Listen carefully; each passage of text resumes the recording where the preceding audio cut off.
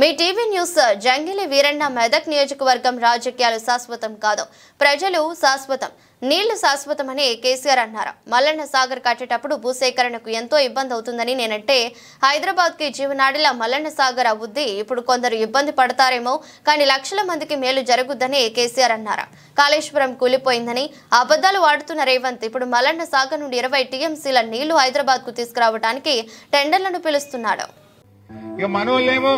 కేసీఆర్ గారేమో దూరదృష్టితోని తెలంగాణకు రేపు హైదరాబాద్ దగ్గరుంటది, పారిశ్రామిక అవసరాలుంటాయి, హైదరాబాద్ పెరుగుతుంది, రేపు త్రాగునీరు అవసరమని ఒక 50 టీఎంసీల రిజర్వాయర్ కట్టాడు.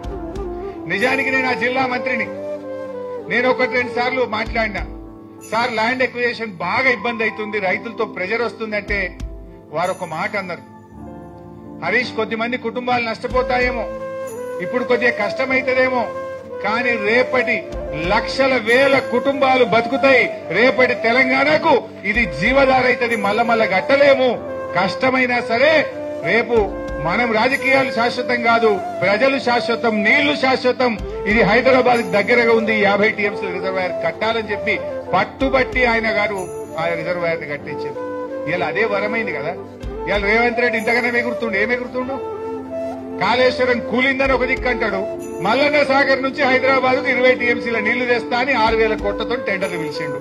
మరి కాళేశ్వరమే కూల్తే నువ్వు మల్లన్న సాగర్కి వెళ్ళి 20 టీఎంసీల నీళ్లు ఈ హైదరాబాద్ కు మంచి నీళ్లు మూసి శుద్ధి చేయడానికి ఎక్కడి నుంచి తెస్తావో సమాధానం చెప్పాలి మిస్టర్ రేవంత్ రెడ్డి.